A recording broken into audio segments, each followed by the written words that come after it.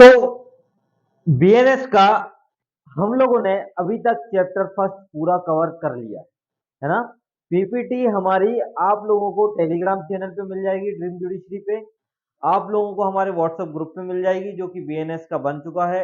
App अगर आपने download नहीं किया है तो आप ऐप डाउनलोड कर लीजिए। ये हमारे पीछे ये पूरे कोर्स हैं। यदि आपको ऑनलाइन पसंद आता है तो आप ऑनलाइन ले सकते हैं। रिकॉर्डेड लेक्चर आपको मिल ही जाएंगे, आपको पूरी फैसिलिटीज मिल जाएंगी। 1 तारीख से हमारा नया कोर्स भी लॉन्च होने वाला है, फाउंडेशन बैच। तो वो आपके सामने है, इस प्रकार से है। जजमेंट राइटिंग हमारा चल ही रहा है। ये सब आप लोगों को ऑनलाइन ऑफलाइन दोनों मोड पे मिल जाएगा, है ना। ऑफलाइन और ऑनलाइन स्ट्रक्चर दोनों अलग है, तो जिसको भी ज्वाइन करना है वो ज्वाइन कर सकता है। और सबसे पहले आपको ड्रीम जुडिशरी ऐप डाउनलोड करना पड़ेगा, जिससे हमारा पूरा स्ट्रक्चर आपको पता चले कि हम किस बेसिस पे चल रहे हैं। पीपीटी फॉर्मेट में मैंने पूरे नोट्स बनवाए हैं और आपको चैप्टर फर्स्ट आपको प्रोवाइड करवा दिया है। यदि आपको अभी तक नहीं मिला है तो आप ड्रीम जुडिशरी ऐप डाउनलोड करिए, उस पर भी मिल जाएगा आपको, या हमें मैसेज करिए तो आपको हम हमारे ग्रुप में जोड़ेंगे, तो उस पर भी आपको मिल जाएगा। ये तो बात थी जानकारी वाली। अब बात करते हैं कि हमें पढ़ना क्या है ना। 2 टाइप से इसको डील करेंगे। इस बार मैंने हिंदी पैटर्न फॉलो किया है ना। इंग्लिश में बहुत हो गया, क्योंकि यूट्यूब पे तो हिंदी का स्टेटमेंट था मेरा, तो वो हिंदी इंग्लिश दोनों, एक तो इंग्लिश होना चाहिए, है ना। ना इंग्लिश मीडियम वाले नाराज हो, ना हिंदी मीडियम वाले नाराज हो, क्योंकि पढ़ाना तो है। और लॉ को जितना अच्छे से प्रैक्टिकल समझ में आता है, उतना मेरे ख्याल से आप अगर बुक की लैंग्वेज में समझोगे तो समझ में बिल्कुल नहीं आता है ना। तो आज डील करना है हमें चैप्टर 2। देखिए, चैप्टर 2 कहां से स्टार्ट होता है और चैप्टर 2 में हमने कहा कहां तक पढ़ लिया था। तो सबसे पहले हम रिवीजन की बात करें तो 8 के 1 में, 1 मिनट पहले मैं रिवीजन की बात कर लेता हूं, जिससे आपको समझ में आए कि हमने अभी तक डील कहां तक किया था। अभी सिर्फ वीएनएस पे फोकस करना है, आईपीसी पे फोकस थोड़ा सा कम रखना। और जिनका इस बार एग्जाम है तो वो आईपीसी ही पढ़े, वीएनएस ना पढ़े, कंफ्यूजन हो जाएगा। अगर आपको कंपेरेटिव स्टडी चाहिए तो हमारे पास बहुत अच्छी मिल जाएगी आपको।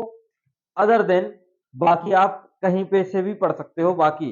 लेकिन हमारे पास क्या है, हमारे पास शब्दों का चयन और शब्दों की चीजों का आपको पूरा एनालाइज है कि बीएनएस और आईपीसी में क्या डिफरेंस चल रहा है।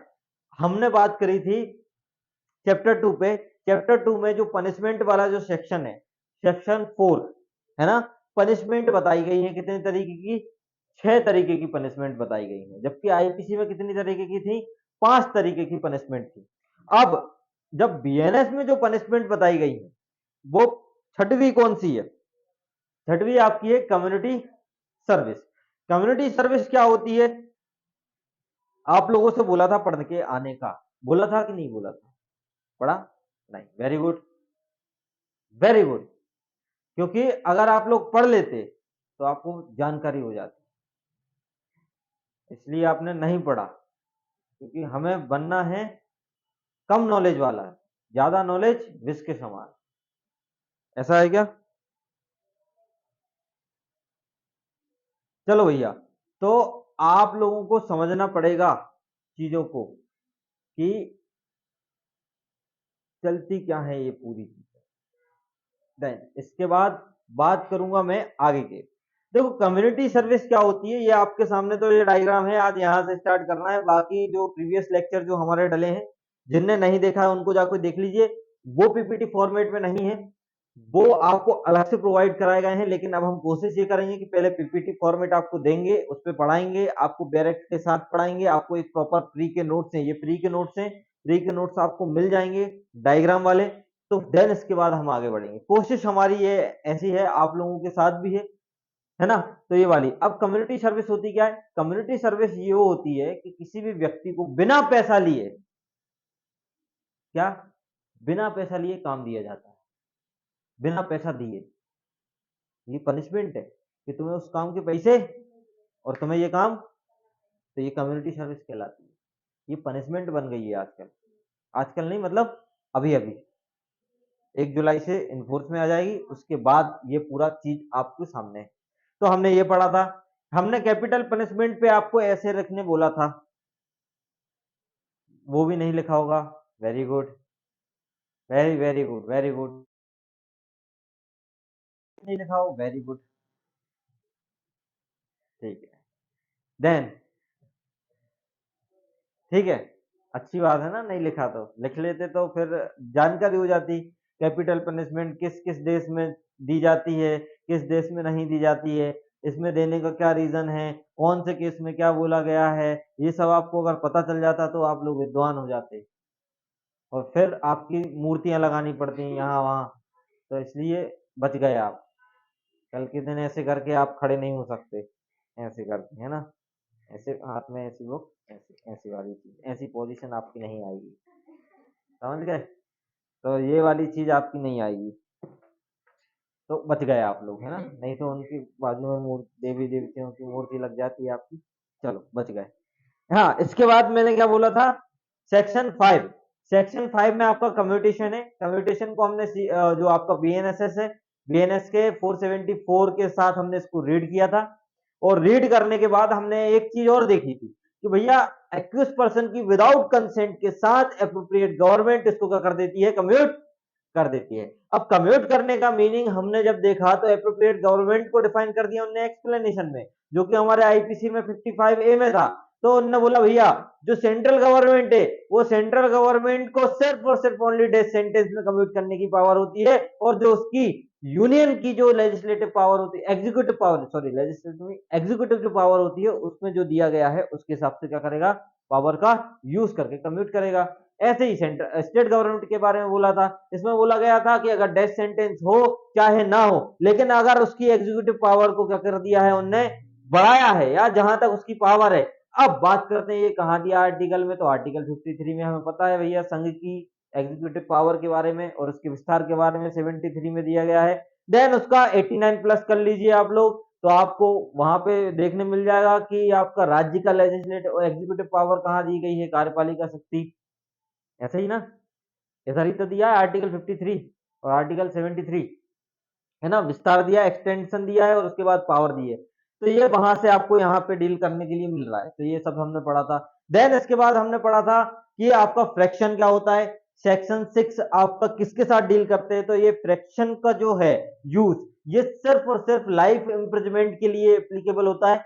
एक गलती ये थी कि उसको जो आईपीसी में जो था वो इम्प्रिजमेंट के साथ भी डील किया जा रहा था, लेकिन बीएनएस जो बीएनएस है उसमें लाइफ इम्प्रिजमेंट के साथ डील किया जा रहा है, उसको 20 वर्ष के बराबर माना दिया गया है। और जो आपका बीएनएस है, बीएनएस के सेक्शन 62 के जो अटेम्प्ट टू ऑफेंस के बारे में बात करता है, उसको उसकी पनिशमेंट जो डिफाइन नहीं है, उसका जब वन हाफ करते हैं तो उसको कितना माना जाता है, 20 वर्ष के तुल्य, मतलब उसको निकाला जाता है 20 वर्ष की काउंटिंग कैसी होती है, 20 वर्ष के तुल्य, और ये लाइफ इम्प्रिजमेंट होता है। अब लाइफ इम्प्रिजमेंट क्या होता है, लाइफ इम्प्रिजमेंट आपको पता है कि 14 ईयर से अगर एक दिन भी बढ़ गया तो वो लाइफ इम्प्रिजमेंट में चला जाता है। अगर कोई पनिशमेंट ऐसी दी है जो लाइफ इम्प्रिजमेंट की है, अब ये पता नहीं चल रहा कि भैया 14 साल है कि 15 साल है कि 16 साल है कि 17 साल है, तो उसको बता दिया कि भैया 20 वर्ष की मान लोगे, इसको तुल्य मान लोगे। अगर अटेम्प्ट है और लाइफ इम्प्रिजमेंट वाला अटेम्प्ट दे रहे हैं, अटेम्प्ट करा है और जिसकी पनिशमेंट लाइफ इम्प्रिजमेंट हो सकती है, तो उसको किसके वर्ष के तुल्य मानेंगे, 20 वर्ष के तुल्य। ये भैया हमारा फ्रैक्शन वाला चीज थी सेक्शन 6।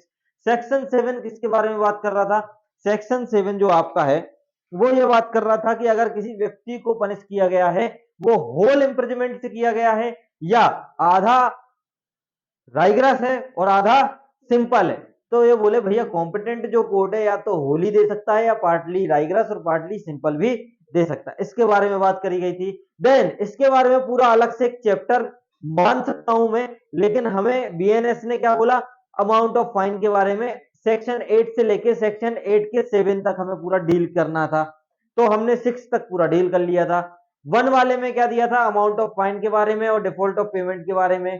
तो 1 वाले में, हाँ 1 हेडिंग बोल रहा हूँ, 1 वाले में अमाउंट ऑफ फाइन तो ये बोल रहा है भैया असीमित लेकिन एक्सेसिव नहीं होना चाहिए, अमर्यादित, अत्यधिक नहीं होना चाहिए, असीमित है लेकिन अत्यधिक नहीं होना चाहिए। दूसरे वाले में ये बोल रहा था कि अगर default of payment of fine है, लेकिन अगर किसी व्यक्ति को, अपराधी को अगर कारावास या जुर्माना, कारावास प्लस जुर्माना या ओनली जुर्माने से अगर दंडित किया गया है, तो आपको क्या किया जाएगा फिर भैया, पनिश के फाइन का जो क्या होगा आपका, फाइन का अतिरिक्त कारावास आपको दिया जाएगा।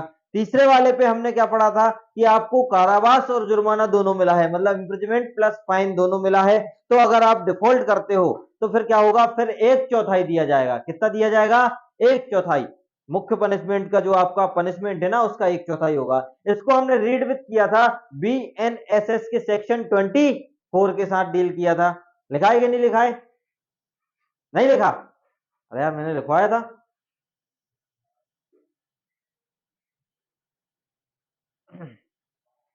ये है भी ना हो, लिखवाया था ना? Very good, very good. आप लोगों को याद नहीं है, इसके लिए भी वेरी गुड। चल, इसके बाद फोर। फोर किसके बारे में बात कर रहा है? ओनली फाइन के बारे में बात कर रहा है। 8 का 4 किसके बारे में बात करता है? Only fine. यदि आपकी अगर पनिशमेंट ही ओनली फाइन है और अपन उसमें भी क्या करते हो आप लोग? डिफॉल्ट करते हो। अगर डिफॉल्ट कर दिया, या एक चीज और जोड़ी गई इसमें, कम्युनिटी सर्विस करने में भी डिफॉल्ट करते हो।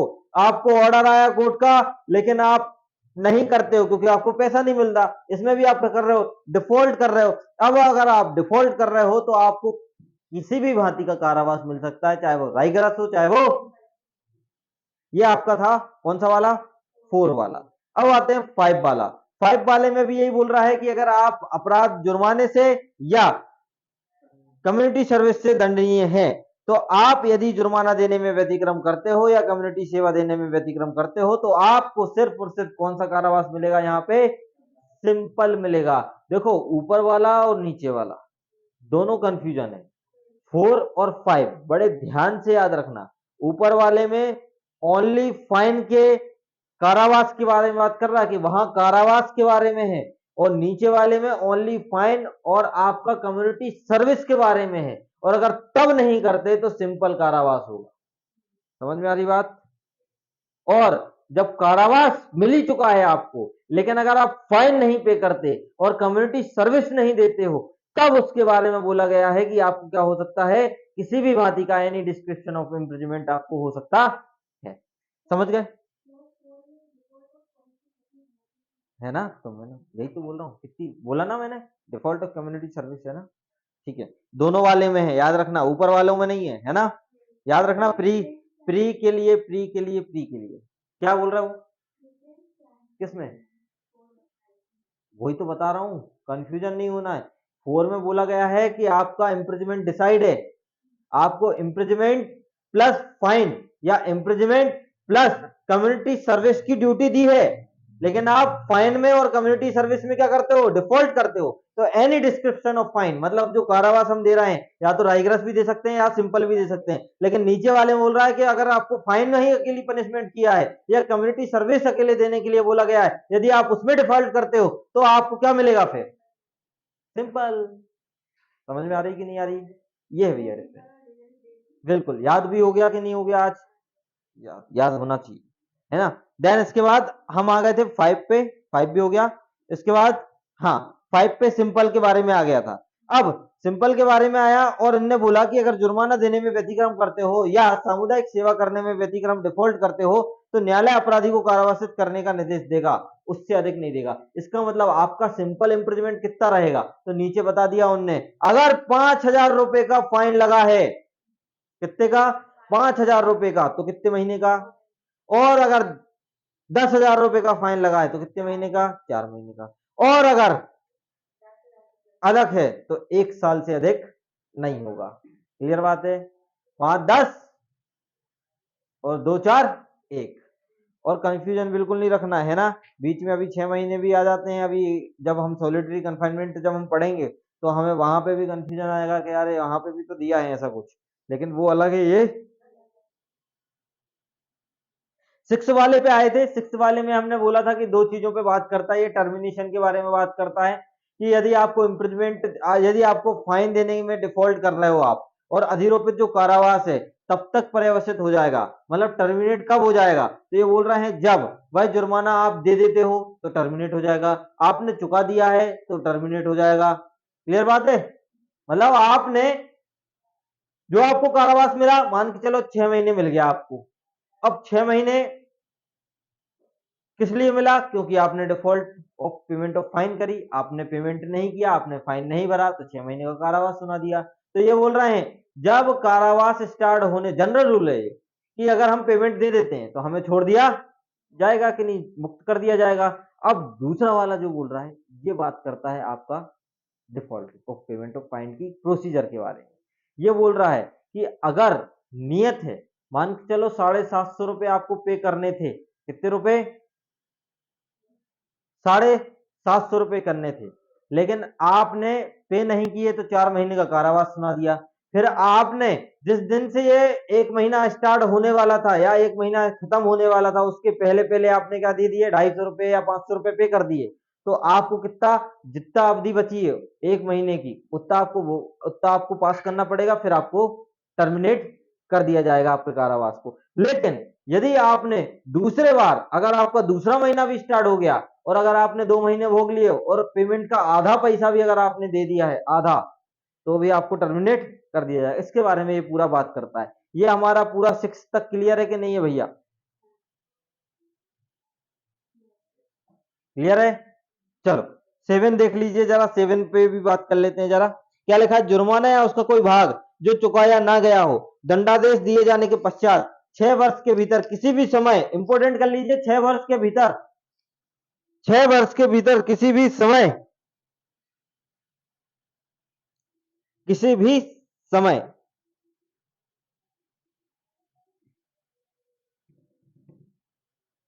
कारावास से दंडनीय हो तो कालावधि के अवसान से पूर्व किसी भी समय उद्धृत किया जाएगा और अपराधी की मृत्यु या किसी संपत्ति या उसकी मृत्यु के पश्चात उसके ऋणों को वैध रूप से हकदार दायी दायी हो, इस दायित्व से उन्मुक्त नहीं किया जाएगा। ओ, कितनी बड़ी बात बोली, कितनी बड़ी बात बोली। क्या लिखा है? समझ में आ रहा कि नहीं आ रहा? बहुत बड़ी बात है भैया, छोटी सी है लेकिन बड़ी है।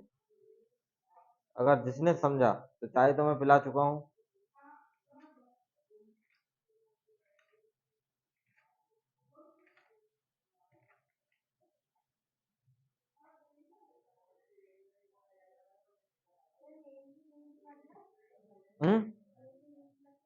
क्या पूछ रहा है? कहाँ लिखा है?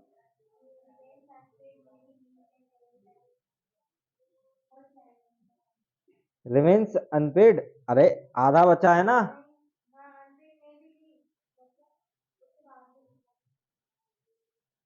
एक मिनट,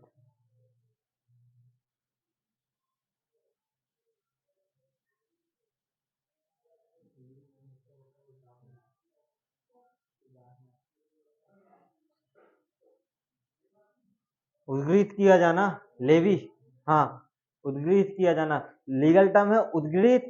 और जो इन्होंने बोला उगा, उगा ही जिसको बोलते हैं, जैसे कि अभी हम होली खेलने जाएंगे तो बोलते हैं हम होली के पंडा, 2 लकड़ी और कंडा, है ना?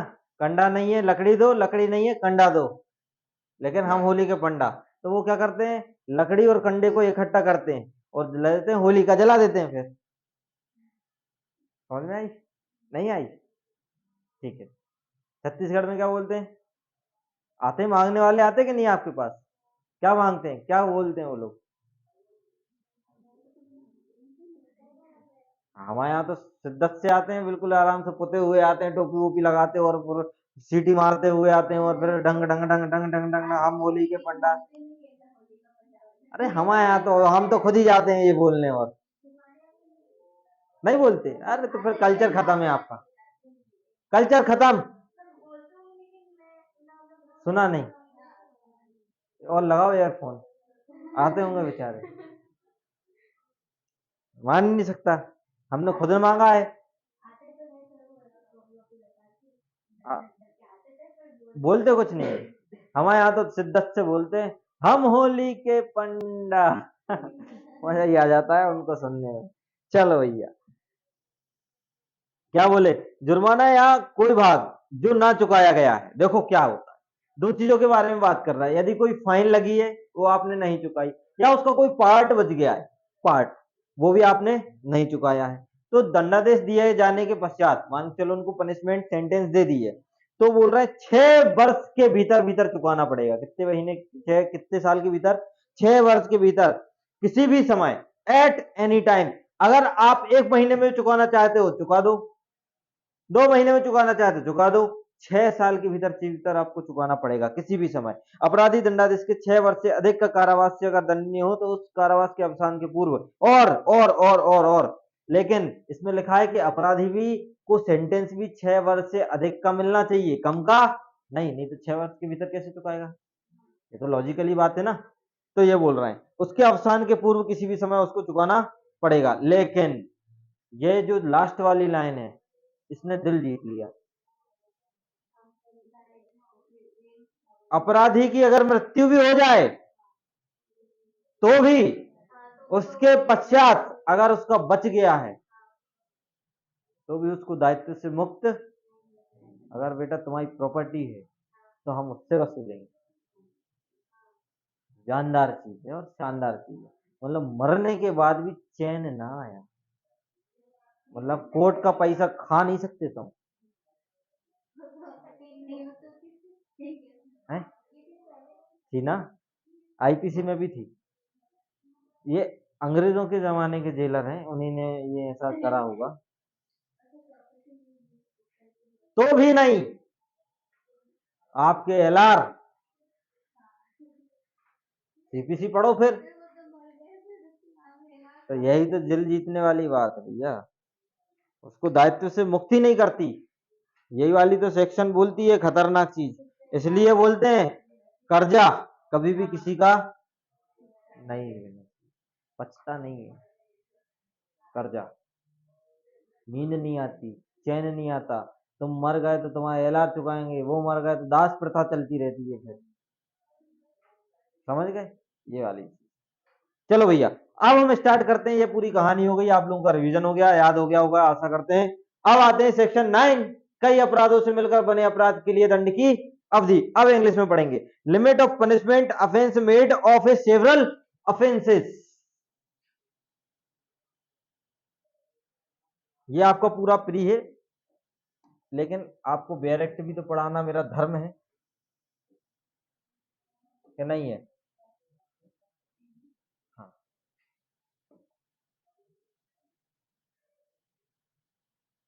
मेरे ख्याल से पीडीएफ ठीक यही है ना? यस, लिख रहा है कि इसको इस तरफ कर दूं, मेन तो यही पोर्शन है ना। अब जो होगा इसी पे होगा, 3 स्प्लिट और हो जाती तो मजा ही आ जाता। इसको खोलूं क्या बीच में?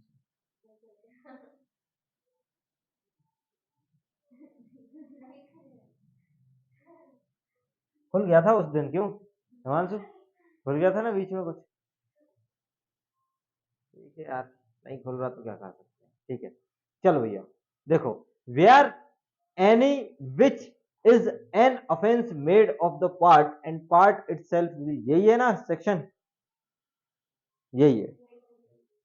चलो क्या लिखा है, wear anything which is an offence made of parts in which parts itself an offense and offender shall not be punished with the punishment or more than one such offenses unless it be so expressly provided, via expressly provided। क्या लिखा है, समझ पा रहे हो? नहीं समझ पा रहे? हिंदी में पढ़ो क्या लिखा है। जहां कोई बात जो अपराध है, पहली चीज तो ने बोली एक बात है जो अपराध है अपने आप में, ऐसे भागों से जिनका कोई भाग स्वयं अपराध है, इसका मतलब वो बात भी अपराध है, और अगर ऐसे कोई भाग से मिलकर बन रहा है तो वो भी अपराध है, स्वयं में मिलकर बनी है, तो वहां अपराधी अपने अपराध में से एक से अधिक दंड से दंडित नहीं किया जाएगा। अपने ऐसे अपराधों में से एक से अधिक दंड से दंडित नहीं किया जाएगा जब तक कि अभिव्यक्त रूप से उपबंधित ना की जाए। देखो इसको हम, अगर मैं सीआरपीसी पे आपको लेके जाऊं तो सेक्शन 31 सीआरपीसी और बीएनएसएस 30 बीएनएसएस में 25 सेक्शन, ये क्या है, ये बात करता है कि अगर मैंने एक इंसान को एक चाटा मारा, अपराध है, फिर दूसरा मारा, अपराध है, तीसरा मारा, अपराध है, चौथा मारा, अपराध है, और लास्ट में क्या मारा, चाटा ही मारा, तो मैंने 5 चाटे मारे, लेकिन लोग क्या बोलेंगे, इसने मुझे चाटा मारा। अगर मैंने 5 डंडे मारे तो लोग क्या बोलेंगे, इसने मुझे डंडे मारे। कितने मारे? अरे बहुत मारे, पता नहीं कितने मारे। लेकिन जब भी पनिशमेंट लगेगी तो एक सेक्शन लगेगा, सबका अलग अलग लगता है क्या? लेकिन उनने बोला जब तक कि एक्सप्रेसली क्या ना हो, प्रोवाइड ना हो, दिया ना गया हो, अभिव्यक्त ना हो, एक्सप्रेसली दिया ना गया हो, तब तक नहीं मानेंगे। मतलब दो तरीके की पनिशमेंट होती है, एक क्रमबंधन चलती है और एक हम साथ साथ है चलती है। सलमान खान की मूवी जैसे साथ साथ ऐसी चलती है। मजिस्ट्रेट साहब को सीआरपीसी के 31 और बीएनएसएस के 25 सेक्शन में लिखना पड़ता है। क्या लिखना पड़ता है? लिखना पड़ेगा उनको कि भैया हम जो पनिशमेंट दे रहे हैं वो या तो साथ साथ चलेगी या एक के बाद, मतलब एक चाटे की पनिशमेंट एक के बाद, एक साल हो गई एक चाटे की, फिर दूसरी दो मारे थे ना, दूसरी साल चलो, तीन मारे थे तीसरी साल चलो। अब थोड़ा सा और समझो, एक व्यक्ति ने चोरी करी, चोरी करने के बाद एक को चाकू मार दिया, एक को चाकू मारने के बाद गाड़ी तेज चला रहा था, एक कोड़ा भी दिया, और बेचारा वो भर्ती है, मना नहीं है, भर्ती है। अब कौन कौन सी पनिशमेंट लगी? एक तो चोरी की लग गई, एक तो अटेम्प्ट टू डेथ, नेग्लिजेंस वाली लग गई, 304 भी लग गई, है ना? अगर मर गया तो 304 भी लग गई, नहीं मरा है तो फिर 279 वाली लग जाएगी, और अटेम्प्ट अगर जानबूझ के कर रहा हो अटेम्प्ट टू मर्डर लग जाएगा, और एक तो मर्डर आपने कर ही दिया है, चाकू मार के आ गए। लेकिन हम बोलेंगे क्या सबको मिला के एक पनिशमेंट कि इसने क्या करी है? हत्या करी है। क्या करी इसने? हत्या करी। कितने लोगों की? अगर वो भी मर गया बेचारा तो दो लोगों की, और अगर वो भी जिया तो हम बोलेंगे हत्या करी और अटेम्प्ट टू किया। समझना बात को, वो भाग से मिलके बन रही है, लेकिन चोरी ही अपने आप में क्या था? अपराध था। मर्डर भी अपने आप में क्या था? उनसे मिलके एक बड़ी पनिशमेंट बनी, कौन सी? मर्डर की। हत्या की बनी कि नहीं बनी? हत्या की बनी। समझ में आ रही कि नहीं आ रही? तो ये वाली जो लाइन है आपकी, कि जब तक कि हम वर्णित ना करें, जब तक कि हम उसको बताएं ना कि आपकी ये पनिशमेंट एक के बाद एक चलेगी कि साथ साथ चलेगी। अब देखना आगे की लाइन, अभी यहां तक की समझ लीजिए, आगे की लाइन क्या बोल रहा है? ये बोल रहा है जब तक उपबंधित ना हो, जहां, जो कि आपके सेकंड वाले पॉइंट में है, ये है where, where anything is offense falling to two or more separate definition of any law enforced timing which the offense is defined or punished।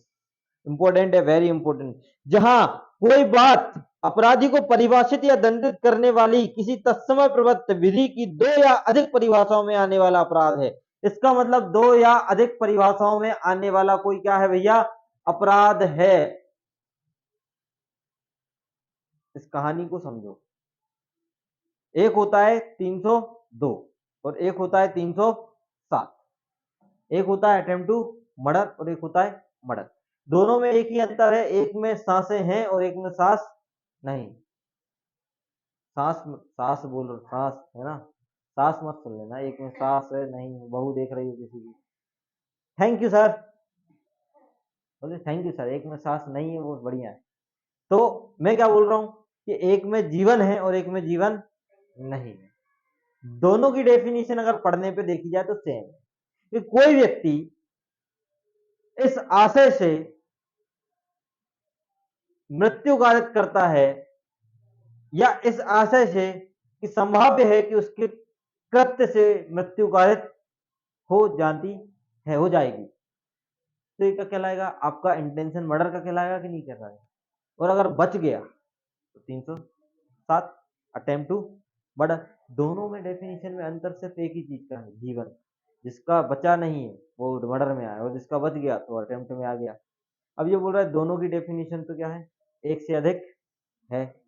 तो फिर पढ़ो, अब वापस पढ़ो, अब क्या निकला कंक्लूजन? ये कोई बात अपराध को परिभाषित कर रही कि नहीं कर रही? दंडित कर रही कि नहीं कर रही? तत्समय प्रबंध दो या दो से अधिक परिभाषाओं में आने वाला अपराध बना रही कि नहीं बना रही? बना रही है। बना रही कि नहीं बना रही? बना रही। तो इस कंडीशन में अभिव्यक्त रूप से आपको क्या करना पड़ेगा? बंद करना पड़ेगा। अगर व्यक्ति बच जाता है तो 307 लग जाएगा, और अगर व्यक्ति मर जाता है तो कौन सा लगेगा? 302। ये आपको एक्सप्रेसली बताना पड़ेगा।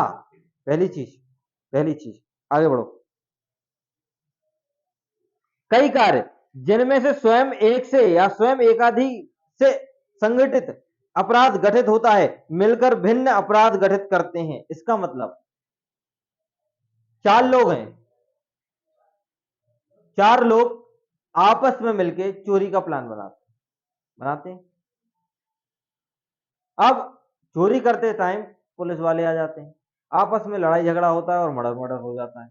अब चारों गए थे चोरी करने, मिलके कर रहे थे एक काम, वो भी चोरी, और बना दिया कौन सा ऑफेंस, अलग ऑफेंस। मिलके कौन सा ऑफेंस बना दिया, अलग ऑफेंस बना दिया। या ऐसा मान लो आपने डकैती सहित हत्या पड़ी है, डकैती करने गए थे, डकैती करने गए, डकैती करने गए 5 लोग, और डकैती करते करते करने गए थे डकैती लेकिन हत्या भी करे आए, तो एक अलग ऑफेंस बन गया। कौन सा बन गया, 396 का एक अलग ऑफेंस बन गया। तो ये क्या हो गया, डकैती सहित हत्या वाला पनिशमेंट इनको मिल जाएगा। अब समझना ये दोनों जो चीजें हैं इनका सेंस क्या है आगे वाली लाइन में। ये वाली देखिए, पढ़ लीजिए बी वाला पॉइंट।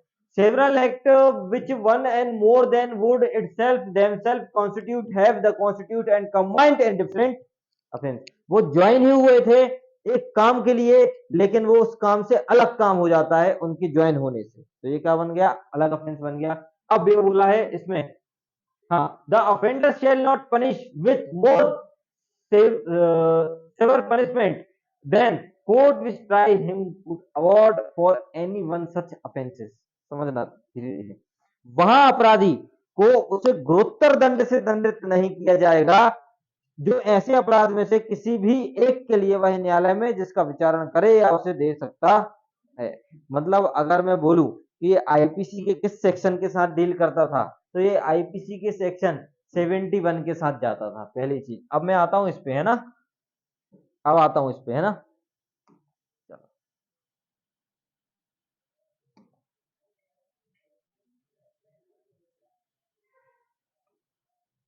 अच्छा एक आध स्प्लिट और करें क्या इसको, क्यों, बस 15 मिनट और, चले जाना, खत्म करते हैं इसको, है ना।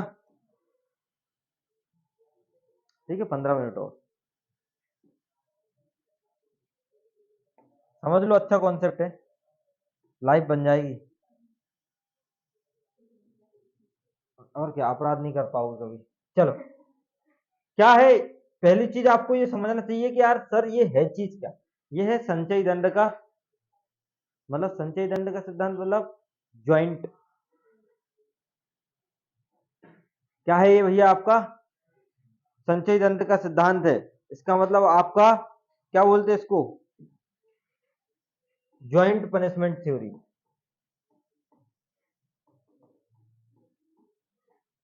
अब ये क्या बात कर रहा है समझिए, ये देखो, ये आपको ये व्यक्ति सब कुछ बता रहा है, देखो, ज्वाइंट लाइबिलिटी, है ना। तो अब ये क्या है आपका, कि कई अपराध करे और कई अपराध से मिलकर एक अपराध के लिए दंडित किया जाएगा, बने अपराध के लिए दंडित। पहली चीज देखो ए वाले पॉइंट में, anything is an offence two और मोर, डिफरेंट डेफिनेशन, पहली चीज क्लियर हो गया। नहीं हो रहा है तो एक बार बड़ा कर देता हूं, क्योंकि आप लोगों को दिखना बहुत जरूरी है। ठीक है, मैं बड़े आराम से पढ़ा रहा हूँ, ये वाली चीज आपको बिल्कुल समझ में आनी चाहिए, है ना। ये आती नहीं है समझ में अच्छे से, लेकिन आपको आनी चाहिए। टू और मोर समझ में आ रहा है, और डिफरेंट डेफिनेशन में आना चाहिए इनका एक्ट, पहली कंडीशन ए वाले पॉइंट में। दूसरे वाले में बोल रहा है सेवरल एक्ट टू और मोर, कॉम्बिनेशन होना चाहिए सबका, अलग अलग नहीं करना चाहिए, कॉम्बिनेशन होने से टू कमिट डिफरेंट ऑफेंस। ये वाली चीज, मतलब इतनी बड़ी लाइन का एक डायग्राम आया आपके पास। देन इसके बाद ये बोल रहा है shell not punish the more several punishment the court. अब लास्ट वाली लाइन ही बोल रहा है कि ये बोल रहा है अपराधी को उससे गुरुतर दंड से दंडित नहीं किया जाएगा। अब समझ लो बात,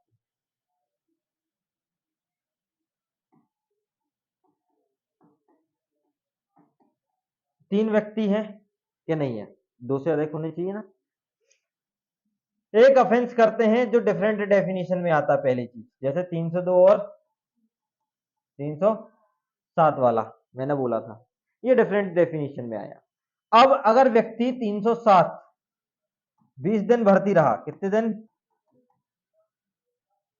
समझना बिल्कुल अच्छे से, 20 दिन भर्ती रहा और ट्रायल स्टार्ट हो गई क्योंकि मारा था, और लेकिन हॉस्पिटल में क्या हो जाता है, मृत्यु हो जाती, तो क्या 302 लग जाएगा क्या,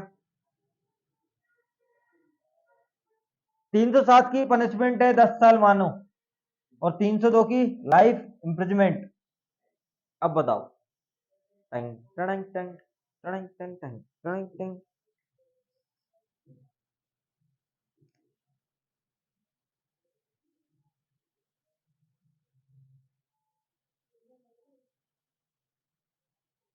बदल जाएगी।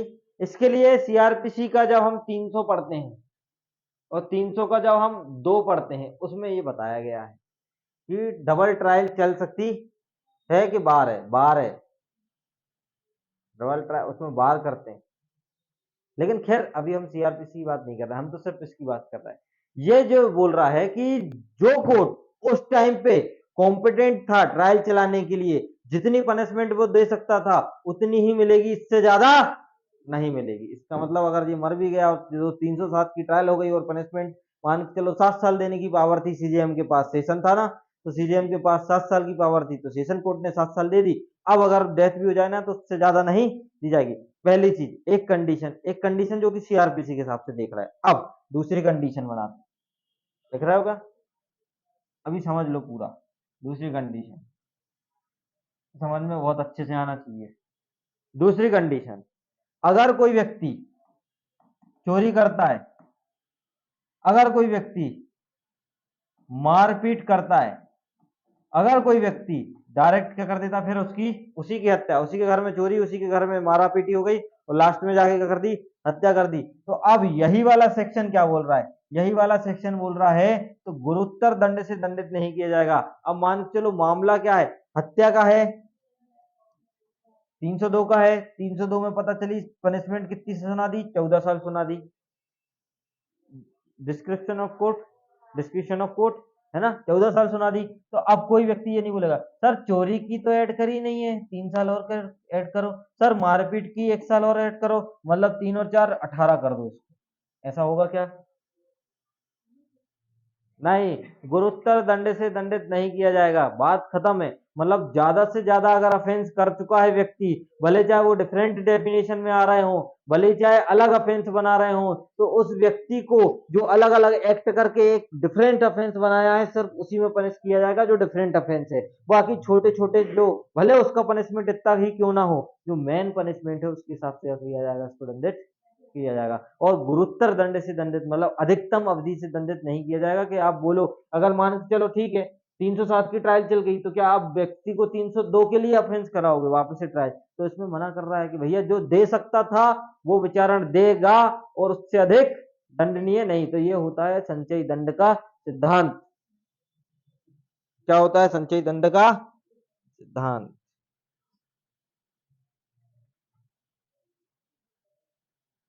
क्लियर है कि नहीं है?